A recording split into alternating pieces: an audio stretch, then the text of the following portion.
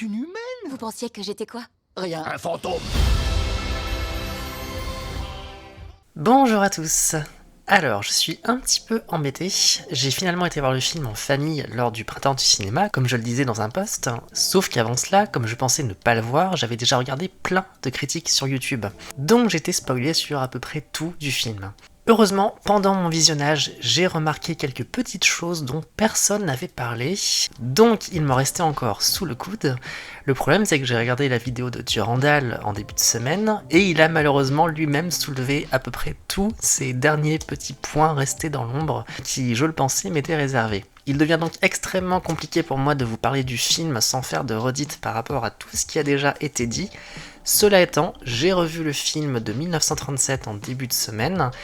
Je vais donc tout de même vous faire un petit énoncé des bons et des mauvais côtés du nouveau film, quitte à répéter certaines choses déjà dites, histoire d'insister là où ça me semble nécessaire, et d'apporter les quelques dernières nuances portées par mon prisme. Commençons donc par les bons points. Tout d'abord, l'univers du film n'étant pas précisément fixé spatialement et temporellement, contrairement à La Belle et la Bête par exemple, qui insiste beaucoup sur la France, la diversité n'est ici pas un problème. Vous connaissez mon avis sur le sujet, j'étais la première étonnée, mais ça m'est vraiment sauté aux yeux devant le film. La psychologie des parents de Blanche-Neige semble tout à fait cohérente avec l'idée d'un royaume divers, loin des problématiques ethniques et religieuses purement terre-à-terre de notre monde, qui, elles, empêchent vraiment le vivre ensemble. Là, on est dans un monde féerique, qui n'a pas sa place vraiment dans le nôtre, dans notre histoire, donc pas de problème. Un mot sur la reine, que je trouve géniale, et je dois être l'une des seules à avoir apprécié sa chanson. Alors oui, elle en fait des caisses, mais ça permet de la rendre un peu moins monolithique et d'exacerber le narcissisme vil qui l'anime dans son intimité, derrière ses postures froides et hautaines habituelles. Donc moi, ça m'a bien fait marrer cette chanson, j'ai adoré voir Gal Gadot comme ça se... faire sa petite biatch, c'était super marrant et moi ça m'a plu. Jonathan n'est peut-être pas un prince, mais il est très charmant et j'aime beaucoup son évolution ainsi que sa relation avec Blanche-Neige. Quand j'en entendais parler dans les critiques et en ayant en tête toutes les déclarations catastrophiques de Rachel Zegler, en fait j'arrivais pas à imaginer comment une histoire d'amour était possible dans cette version de l'œuvre. Pourtant, les critiques semblaient dire qu'il y avait ça dans le film, mais j'arrivais juste pas en fait à le visualiser. Et pourtant, c'est bien présent dans le film, et ça fonctionne. Et si on peut imaginer que Zegler a détesté tourner ses scènes de romance, bah ça se voit pas à l'écran, elle fait le job, et ces scènes sont bienvenues pour garder un lien avec le film original. Rachel Zegler maintenant. Bon, on va pas se le cacher, même s'ils ont inventé une autre raison au prénom de Blanche-Neige, tout le monde sait pourquoi elle s'appelle comme ça dans l'œuvre de base. Tout le monde, un tant soit peu doué d'intelligence, comprend pourquoi ça a du sens dans notre culture occidentale et c'est juste absurde d'avoir une Blanche-Neige latina. Je le sais, tu le sais, il le sait, nous le savons, vous le savez et il le sache. Toutefois, malgré sa coiffure affreuse la plupart du temps, Rachel Zegler reste très jolie et j'ai beaucoup aimé son interprétation du personnage pendant la première partie. Elle est très féminine, elle est douce, ingénue, elle a de l'amour dans les yeux, pur et empli de bonté, et ça fonctionne à merveille. Je n'en revenais pas de voir ça à l'écran, de voir une telle douceur, une telle féminité, c'était tellement à contre-courant de tout ce que Rachel Zegler a dit dans ses interviews, mais non, c'est dans le film, en tout cas dans la première partie. Et donc, au moins dans son âme et donc dans cette première partie, c'est bel et bien Blanche-Neige qu'on voit à l'écran. Alors, c'est un détail, mais j'ai envie qu'on passe à la fameuse scène de ménage dont tout le monde parle dans toutes les critiques, mais que je n'ai jamais vue nulle part décrite avec honnêteté. Car non, Blanche-Neige ne force pas les nains à nettoyer leur maison sur un coup de tête. Ça ne se passe pas du tout comme ça.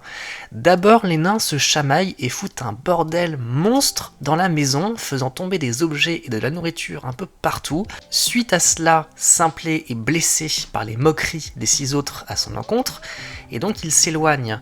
Blanche-Neige le rejoint, et elle le rassure, comme seul son cœur pur sait le faire, puis il rentre dans la maison, et là, parce que la maison est devenue littéralement un champ de bataille et que Blanche-Neige, par sa compassion, cherche aussi à rabibocher les nains qui viennent de se mettre sur la tronche, La musique commence et ils se mettent tous à nettoyer et à ranger.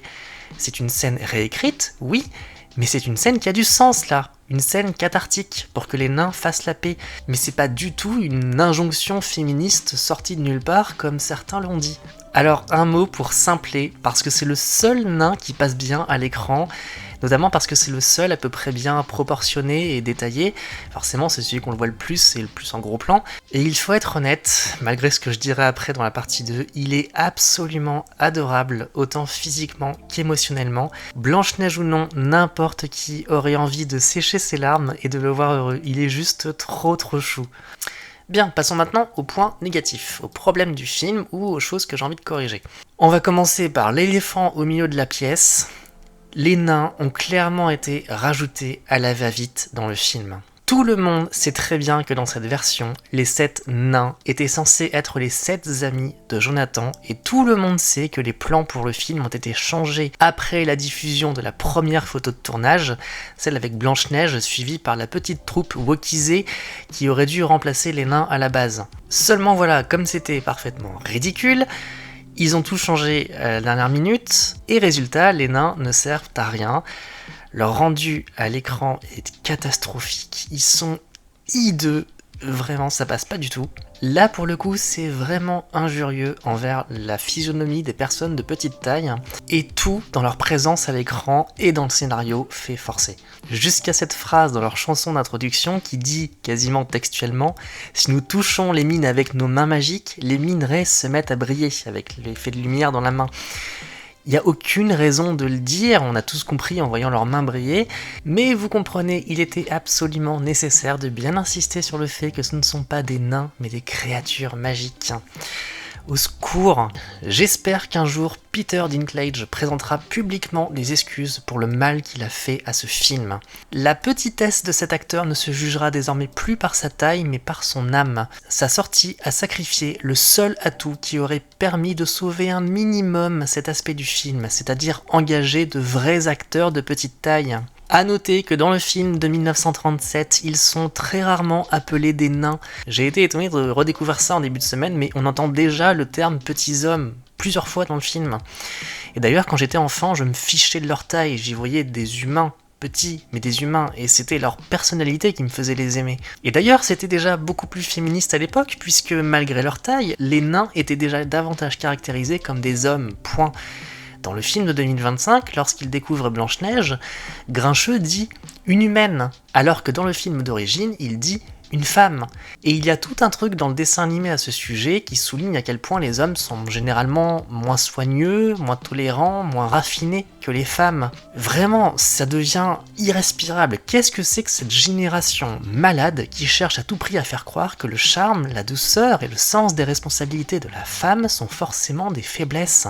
Non seulement c'est très exactement ce qui permet d'apporter un équilibre entre les hommes et les femmes dans nos sociétés, mais c'est aussi tout le propos du film original, dans le conte. Des hommes rustres qui renouent avec leur sensibilité et leur responsabilité au contact de la grâce de Blanche-Neige, de l'entité femme et de son aura unique. Alors bien sûr, c'est pas toujours aussi simple dans la réalité, mais là c'est un conte, c'est l'âme de ce conte. Mais là aussi on a un problème parce que dans l'univers qui nous est présenté, plus mature et plus politisé que dans le dessin animé, c'est un euphémisme, le côté enchanteur de Blanche-Neige se confronte forcément à des limites réelles. J'attendais notamment qu'il soit précisé quelque part que les soldats de la reine étaient envoûtés par elle afin de justifier leur endoctrinement, mais cette hypothèse semble exclue. Il n'y a même pas un petit effet magique dans leurs yeux lorsque Blanche-Neige les fait revenir à la raison, ce qui sous-entend qu'ils étaient volontairement aux ordres de la reine, ou juste stupides. C'est d'autant plus absurde lorsqu'on découvre que les soldats ont leurs femmes et leurs enfants parmi les villageois. Du coup, qu'est-ce que ça veut dire ? Après leur journée de travail à menacer le peuple avec leurs lances, ils rentrent chez eux auprès de leurs femmes, puis retournent jouer les méchants gardes le lendemain, face à leurs propres femmes, leur propre famille. Enfin, c'est débile. Cette version trop terre-à-terre du royaume de la reine ne s'imbrique pas bien avec les enjeux du conte. Bref, ça n'a aucun sens, c'est ridicule. Weird. Revenons d'ailleurs sur Blanche-Neige dans cette partie de l'histoire. J'ai beaucoup aimé donc la représentation du personnage pendant la toute première partie, où j'ai absolument vu une jeune femme candide et aimante, telle que Blanche-Neige se doit de l'être, mais tout s'effondre à partir du moment où le film dévie du dessin animé et qu'on entre dans la phase où Blanche-Neige devient, je cite, la leaduse qu'elle sait pouvoir devenir, comme le disait Rachel Zegler dans son interview mémorable. On est dès lors beaucoup plus dans les traces d'une Rey Palpatine, toujours sensible certes, mais pugnace et guerrière, qui monte à cheval, ou fait une entrée en mode chevalier Jedi dans le village à la fin. Où est Blanche-Neige là-dedans? Gros souci avec la sorcière aussi, pas la reine, la sorcière. Déjà, la scène de création de la potion est très banale et très rapide, contrairement au dessin animé, qui y mettait tant d'emphase visuelle que cette scène me terrifiait enfant. On avait vraiment l'impression de sentir à travers l'écran les effluves, l'odeur et même la texture ignoble de la potion.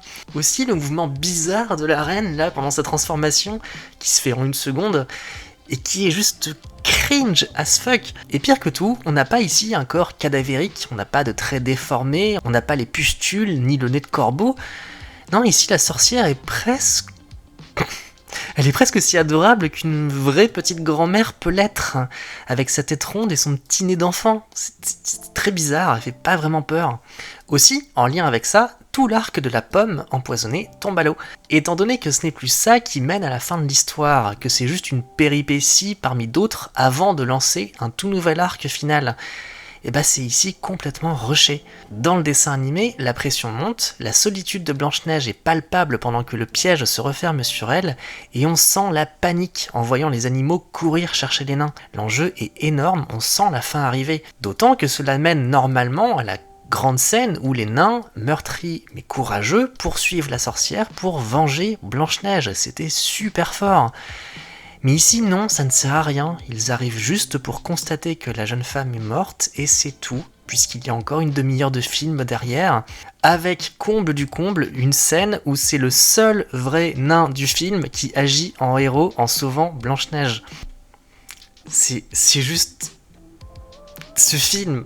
Bref, vous avez compris, c'est une œuvre de Frankenstein, comme prévu. Alors en sortant de la salle, comme j'étais porté par le contexte de cette sortie familiale, et cette fois-ci je n'étais pas seul devant mon écran comme lorsque j'allais au cinéma en 2023, bah j'avoue, sur le coup j'étais un peu séduite. J'en voyais plein des soucis, et je les ai gardés en tête, et c'est pour ça que je les mets dans cette vidéo. Mais sur le moment, en sortant de la salle, j'avais les cœurs un peu plus apaisés, notamment par la première partie qui, je le répète, fonctionne elle vraiment bien. Mais avec le temps, rien n'y fait, la magie n'opère plus. Alors, c'est pas la catastrophe annoncée non plus, c'est pas irregardable, hein. C'est pas non plus un tunnel de 2 heures de défauts et de malaise. Vraiment pas, il y a vraiment des bonnes choses. Mais il y a quand même encore beaucoup trop de défauts, et surtout on sent tous les bouts de scotch rajoutés un peu partout pour réparer le film. Ça marche pas. Et puis évidemment, le dernier clou dans le cercueil de cette version 2025, en tout cas pour moi ça a été le revisionnage cette semaine du dessin animé. Alors, pour être honnête, j'en avais le souvenir d'une œuvre très belle, certes, mais désormais trop datée. J'avais presque l'impression que le film était quasiment muet. J'avais oublié à quel point ça parle en fait, au-delà des chansons. Et ça parle bien en plus, c'est bien écrit. Mais voilà, le constat est évident, c'est plus court, l'univers est moins étoffé, il y a moins de décors, moins de scènes, mais ça fonctionne mieux et c'est juste magnifique. La version de 1937 est aujourd'hui encore sublime. Et la comparaison est juste terrible et fatale pour ce film de 2025. Voilà pour mon retour sur Blanche-Neige. Heureusement que j'ai pris le temps parce que si j'avais sorti la vidéo dès le lendemain, j'aurais été un peu trop encore sous l'effet de cette très sympathique sortie en famille, vraiment que j'ai apprécié. Et sur le coup, la séance, j'ai vraiment passé par un mauvais moment du tout. Mais non, ce sentiment ne fait pas du tout date. Et c'est véritablement l'échec qui était annoncé, mais qui aurait pu être sauvé. Encore une fois, la première partie est très sympathique et permet d'apercevoir ce qu'aurait pu donner le projet s'il n'avait pas subi les ambitions progressistes de ses créateurs. Et si on avait eu le droit à des vrais acteurs de petite taille. N'est-ce pas, monsieur Dinklage ?